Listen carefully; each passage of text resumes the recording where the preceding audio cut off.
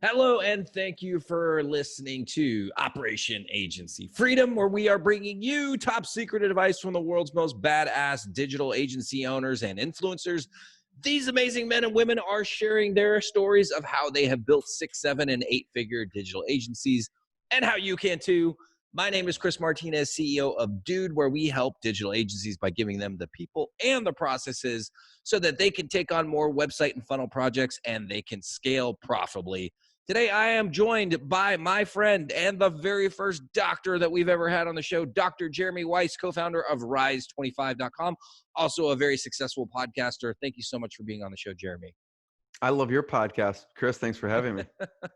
Thank you so much. That makes me feel good. I mean, you had, and we're going to talk about this in a bit too, but I mean, you learned podcasting from one of the top podcasters in the business, Andrew Warner. So, I mean, like, if you're telling me it's good, then that makes me. Yeah, I was a producer at Mixer G for 6 years, and we worked very closely. That's awesome, man. Yeah. Well, we start off every show with our roundtable discussion, and I love this because like it's so relatable, because most agency people, we kind of fell into this business. And so for you, running your agency didn't always start out like that. You actually went to school for biochemistry, and then you're also a chiropractor. This is true. So yeah, how did you go down that path initially? The funny thing is, Chris, with Rise 25, I didn't even use the term agency. I didn't know what the term agency until someone said, by the way, you were an agency. I'm like, oh, we are? Okay, what's an agency? And that's actually how I came across your podcast. I was like, what's some amazing resources to learn more about this agency world? And I came across Dude and Jason Swank and all these. But so thanks for all you do with that. The information is so valuable. But yeah, I have a weird path. And I was talking with my wife the other day, and she's like, if you were to go back, what would you do different? I'm like, well, maybe I wouldn't major in biochemistry. It was difficult. But that's what's brought me to where I am today. So would I change it or not? I don't know. But so yeah, I majored in biochemistry, and I went on to chiropractic school, and I, even in school, knew I wanted to be a chiropractor because my dad, when I was growing up, suffered with really bad neck pain going down his arm. And the only thing that helped him was chiropractors. And so in high school, I ended up working for the chiropractor that who helped him, and to see if that's what I really wanted to do. And I just saw people come in like in pain and leave with a smile. And I'm like, wow, this is what I want to do. And so after I went to Madison, University of Wisconsin for undergrad, I went on to chiropractic school. And that took me on a journey of, in chiropractic school, they teach you to be a chiropractor, or medical school, whatever. They didn't teach you anything about business. So I was listening to like magnetic marketing, direct response, like Dan Kennedy audio tapes while I was studying for anatomy, and all the other, business stuff that I can get my hands on. And so out of school, I ended up starting my own practice and growing from there. And so it's like all the stuff, we were talking before we hit record, is about transitioning, like the stuff that I take from doing a consultation with a patient is this very similar to doing a consultation when you have a agency client, or you do a report of findings, like here's my recommendations, almost the exact same translation from, the doctor world, not prescription, by the way, obviously chiropractor, but from that world to what we do now. It's like totally the same thing in a lot of respects, and coming from a place of like helping. So like some people think of selling as bad, and I just tell people it's really, you're making a diagnosis, and you're making a recommendation based on that diagnosis, and you're just telling them what it is, right? So I take the same philosophy in that is into when I'm talking to someone about, starting getting an ROI from a podcast. It's the exact same thing. I absolutely love that. And, you've had that training as a chiropractor. So you might even take it for granted, but there's a lot of agency owners who don't take that that standpoint of being the expert, right? So like if you go into a doctor's office, the doctor automatically commands a level of expertise. And that's why like studies have shown that nobody ever questions the doctor when they're in the doctor's office. And oftentimes those appointments are so quick because the doctor's just like, I'm here, I'm the expert, this is what you're going to do, da, da, da, da, da, right? And that's not necessarily a good thing from like a bedside manner type, standpoint. But you have that aura of expertise. And there's a lot of agency owners that when they're doing their needs analysis, it's almost like they're order takers. And that's where they get into a lot of problems as they move further into the projects, is where like you need to take that standpoint of like, I'm the expert and I'm going to diagnose you. I'm going to figure out exactly what's going on. I'm going to tell you exactly how to fix your problem. Yeah. So I think that's totally great. Now, I do, and from my limited understanding of being of chiropractic medicine, it's a pretty big divide between Western medicine, like MDs, and chiropractic medicine. Is there any reason why you went into biochemistry specifically? Because that's an amazing question, actually. It's very perceptive of you, because I could have majored in a lot of things, and most of the people in my classes were either like in physics or pre-med. But here's the reason why, Chris. I looked at chiropractic school and I saw, what are the hardest classes in chiropractic school? And people said the hardest classes were the biochem classes. So I just decided to major in biochemistry. So when I got to chiropractic school, it would be an absolute breeze. I'm fairly entrepreneurial. When I got there, I was, there was a curve in biochem, and like the highest score was like a 70%. I was getting 95 and like 99%, and my classmates hated me. But they didn't hate me because of this. I started doing a tutoring for all my classmates to help them with the class, even though I was in the class. And I started charging for, like, I was a biochem tutor, so I would make whatever, $15 an hour. But what I started doing is I started holding sessions with like 50 to 70 people and charging them each $20.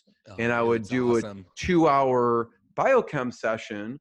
And, if I had 50, you could do the math, right? 50 people, instead of like, charging $15 an hour, I could charge people 20. And it's like a 2.5 to 3 hour experience. And I'm in front of the class just making sure they're getting all the stuff for the test. So it ended up making me like $1,000 to $2,000 in a weekend. Wow. But that's the reason I went into biochemistry, because it was just the hardest class, and it was the board exams. They said it was the hardest part of the board exams. So that's what I ended up majoring in. See, that in and of itself, to anybody who's listening, is worth the price of admission for this podcast, because like most people actively avoid doing the hard things. And a lot of actually like business gurus will say like, no, just, stick to what you're good at, or, go the easy route, choose the path of least resistance.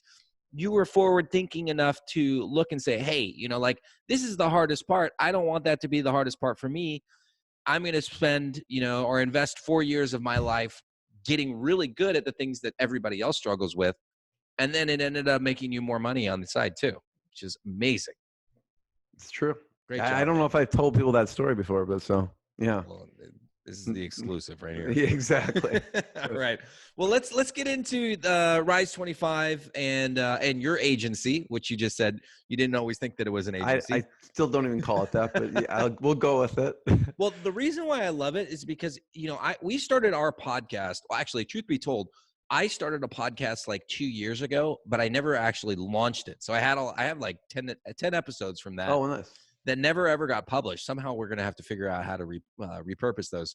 But yeah, so earlier, well, I guess it's 2020 now. So 2019, early 2019, we decided we were going to start a podcast, and Liz, who's our producer, has just done a bang up job putting everything together. And I think that it's one of the greatest things that we've ever done from a marketing standpoint. 100%. And I encourage everybody else, who's looking to connect with influencers. I think you call it your top 100. Get in front of your ideal clients.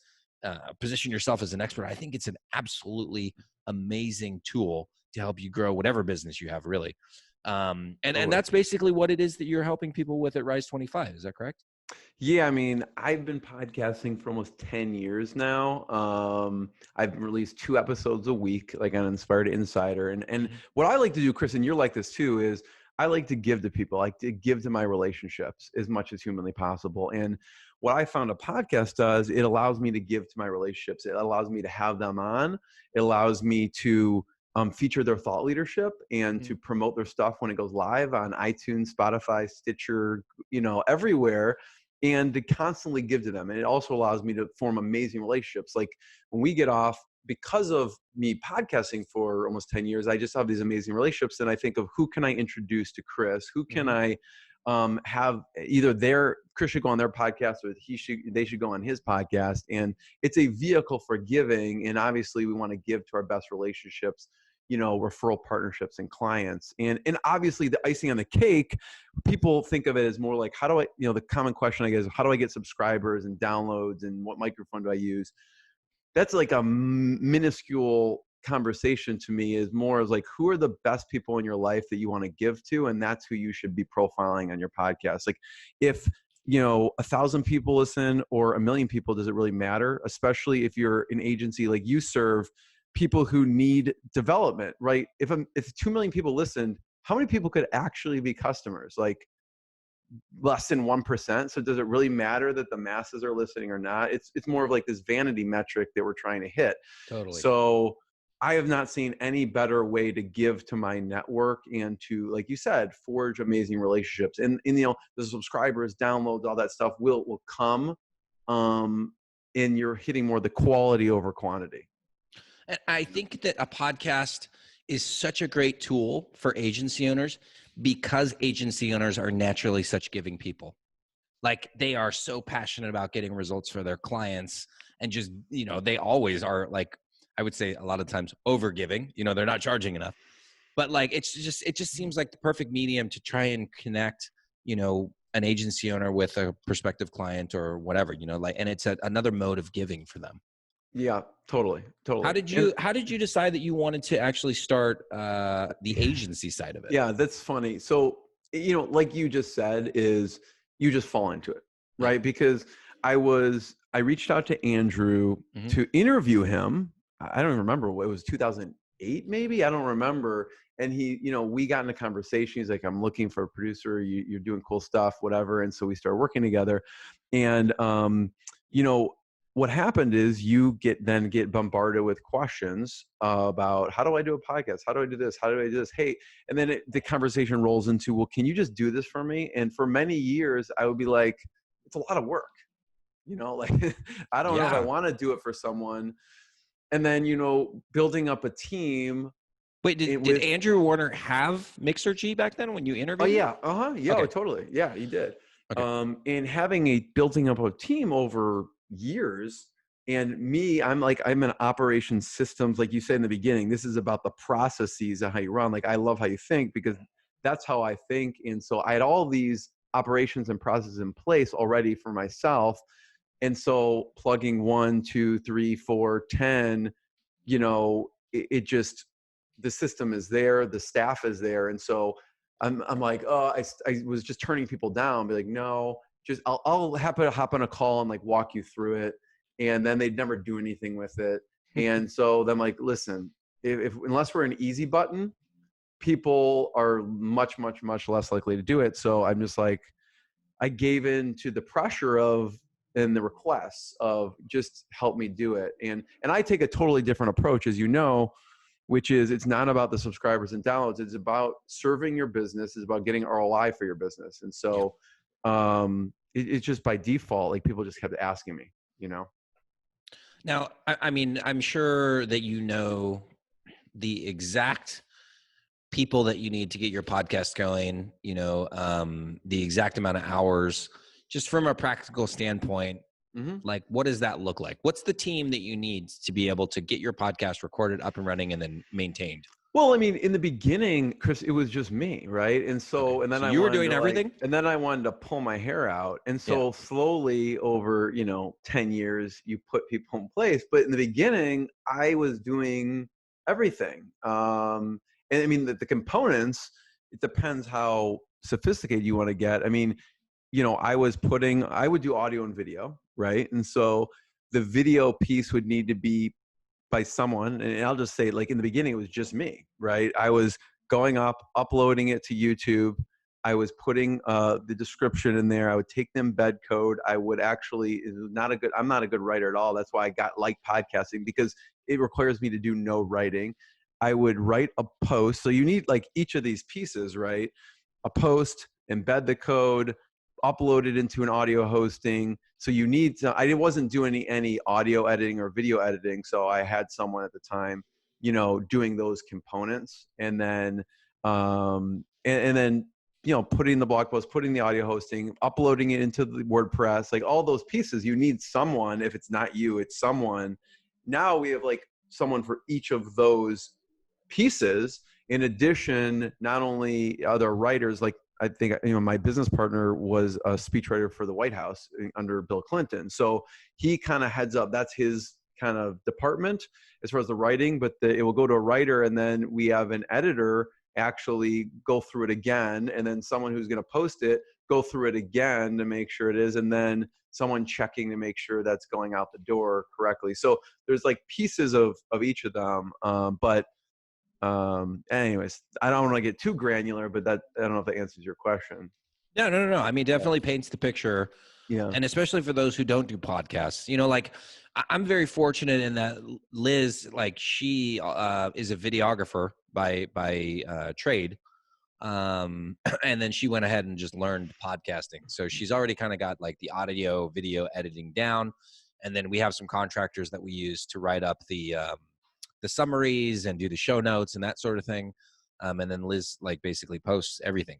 But, I can easily see how if you had a full team, like with your own agency, there's a lot of moving parts that go into running the podcast. I mean, the key to it, what I tell people is, anyone could create a video and upload it to YouTube or whatever the case is. But the key is, how does it serve your business, and having this strategy behind it, getting ROI. And that's really what we focus in on, Well, let's talk about that. Yeah. Because that's always the big question. It's like, you can run a podcast and you can make these connections, but there is some additional work that has to go into it to actually make this thing a profitable, investment for your company. I was talking to someone referred someone to me a couple weeks ago, and I get on the phone with them and they're like, I haven't gotten any ROI from my podcast. I'm like, tell me what's going on. And they have over 400,000 downloads. I go, how you have no ROI? Like, I don't check my stats, by the way. Like, I have no idea how many downloads I have or not, nor do I care, because I care about serving my relationships. But, I go, this is mind blowing. So you have 400,000 downloads. How do you not have ROI? So we started mapping out the type of guests they've had on. We start mapping out who their audience is. And it became apparent, like, I think, this person in particular was wanting to get more keynote speeches. And so I'm like, well, the people you're having on, the guests you're having on, have nothing to do with anyone who's going to hire you or refer you to do a keynote. So like the $400,000 are cool. Maybe it's someone in your audience. Do you even tell your audience like you're looking to do keynote speeches? And they're like, no. I'm like, well, maybe that's why you're not getting the keynote speeches. So it's not like rocket science. Mm-hmm. It's, well, one, just put it out like what you're looking for to if you do have 400,000 subscribers, one of them, if you work for a large company and you're looking for a keynote speaker that talks about XYZ, let me know. And that message alone will probably get them something this year, in addition to having specific guests on this, like, let's say I said, have you ever had a meeting planner on to talk about, different events, because they probably have like 10 keynotes that they have to serve this year, or they get asked about keynotes. Have you had anyone like that on? They're like, no. I'm like, well, I don't know what to tell you, but you want to make sure the combination is it's of interest to your audience, it's of interest to you, and it's of interest to your guest. And so the combination is perfect. So, it's not that complicated, I don't think. Well, that's what I was going to say. It's not that complicated for you, but it's surprisingly complicated for people who have never done a podcast. Just the fact that they're on air makes a lot of people nervous. Actually, that's so true. the format that we use for Operation Agency Freedom, I actually kind of stole that format because I used to have a radio show here in San Diego. So me and a buddy, we would go on ESPN AM radio. There would be like no listeners. You But need to release some of those on the podcast. I should. Like I gotta find them. historical archives. Oh yeah, Like that would be amazing. It was really fun. There was zero ROI for us on that at all. But it was a great experience. And if, looking back, I have the format that we have now because of that experience. But the point that I'm trying to make is that people were so unbelievably nervous to go on the show.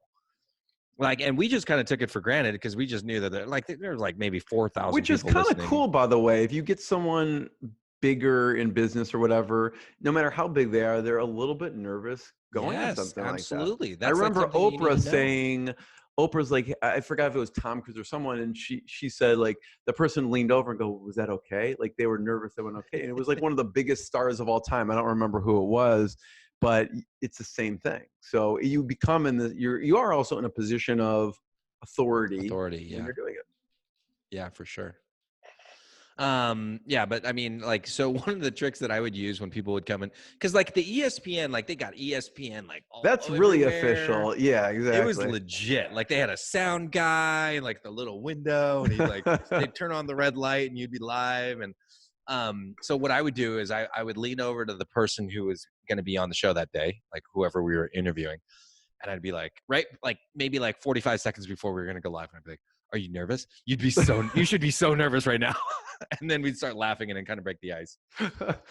Don't mess up. This is going live on ESPN. Do not screw up. This is going to go on out to the world. It's going to be out there forever. Cool, man. So tell me more about, Rise 25 and some of the things that you're doing specifically for, because you don't work exclusively with agencies like we do.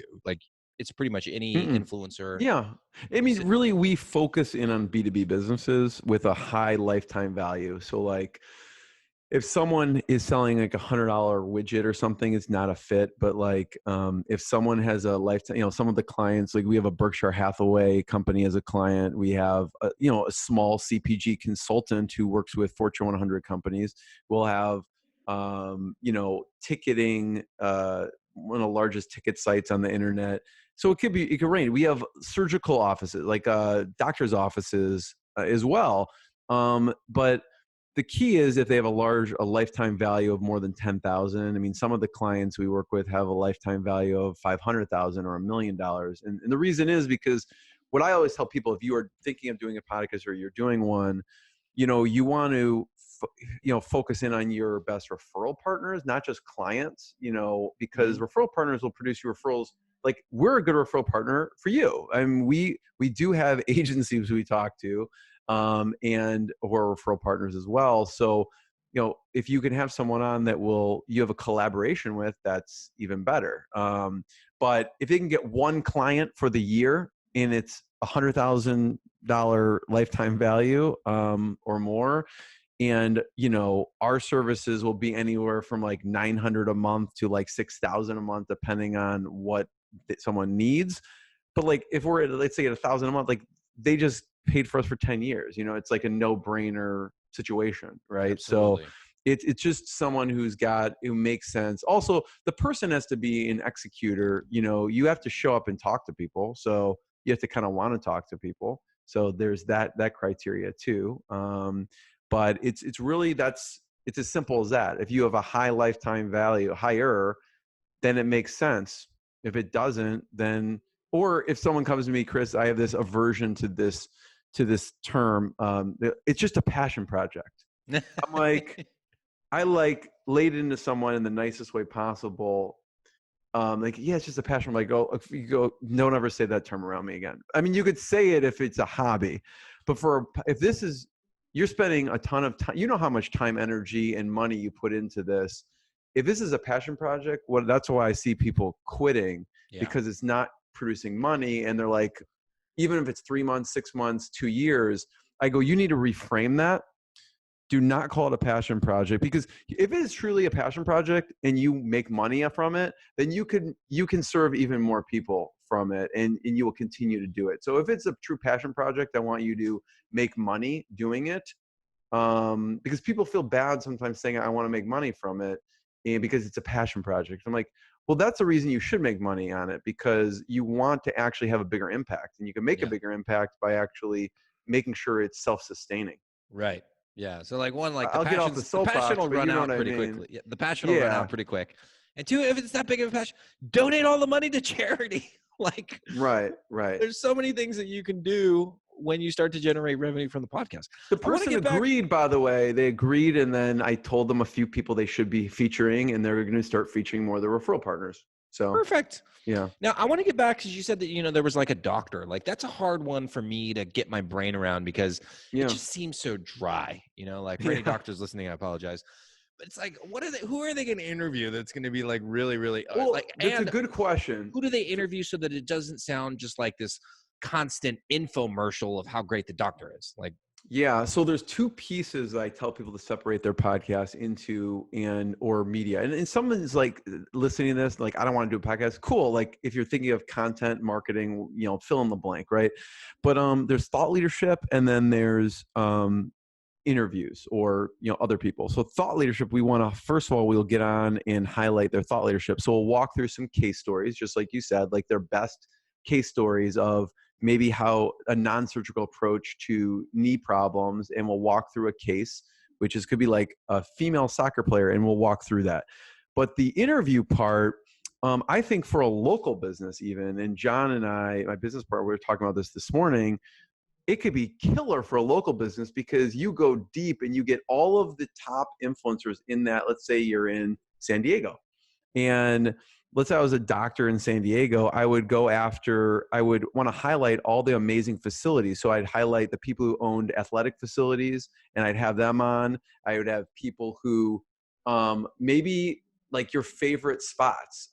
It could even be like athletes in the area. So this particular person I'm talking about serves athletes, and so they have some connections to athletes. And so you can have some athletes on talking about their journey and some of the injuries they had, even if you didn't serve them, and you immediately get associated with the authority. And so depending on, there's always going to be top influencers, celebrities, people in that arena, even if it's as boring as like a doctor, but you can get athletes on. This person has connection. I go, and most people have a bunch of connections. I go, who do you have connections in the football world? And he had two people right away that he's like, oh, these two people. I'm like, okay, have them on and have them talk about their injuries and what treatments they've used in the past. And then you could talk about lay your expertise over the interview. Yeah, absolutely. So, you know what I just thought of is like the assets that you can, if it's in person, photos, you know, like signed posters, like for a doctor who's working with athletes, because I've torn both of my Achilles tendons. And one of the things that I looked at on the second time I did it, when I walked into the doctor's office, they had like pictures of soccer players. I'm a soccer player. Pictures of soccer players, like autographed, like, hey, thanks so much for repairing my blow, whatever. Like, and I was like, oh man, I'm in the right place. You know, let's say you had a podcast that just featured some top soccer players. You didn't even need to have them as patients, right? Like, oh, he was with so and so. I can't even name Beckham. That's the only one that comes to mind. Like, let's say he did a podcast with that guy, and like, oh, he immediately gets associated with that person. Absolutely. You know? It's brilliant. Awesome, man. Yeah. All right. Well, we got to wrap it up. So thanks so much for being on the show today, Jeremy with Rise25. What's the best way for people to get in contact with you, Jeremy? They can go to rise25.com and check out there's an about page form, or I'm always open if you have questions for any reason, because your friends are listening to Chris, happy to answer them. Jeremy at rise25.com. And who would be the perfect person to reach out to you today? I mean, just someone who actually is serious about, starting a podcast, but starting it in the fact of getting ROI from it. Yeah, absolutely. And serving their business. I would say that's the number one thing that you need to like research yourself or reach out to somebody like Jeremy, because the ROI point is important. Like we said, like even if it might be a passion project on some level, to keep it going long term, you do need to be able to make money from it. So Awesome. Well, thanks so much for being on the show today, Jeremy. To all of our listeners, thank you all for tuning in today. And make sure you return next Thursday and every Thursday for the next episode of Operation Agency Freedom. Thank you, guys. Bye-bye.